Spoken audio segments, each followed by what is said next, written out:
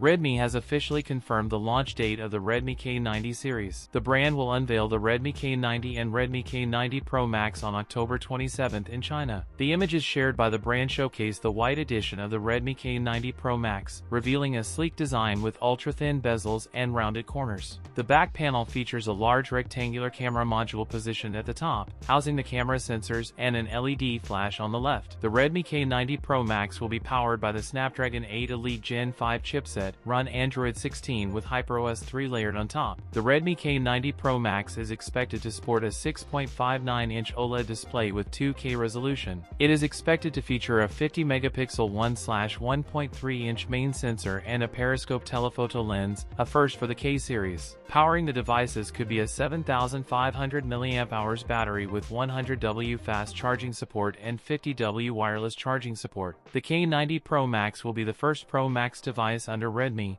targeting the 4,000 Yuan. The K90 Pro Max rebranded as the Poco F8 Ultra in international markets. That's it for today's video. If you enjoyed it, don't forget to like, comment, and subscribe for more content. Thanks for watching, and I'll see you in the next one.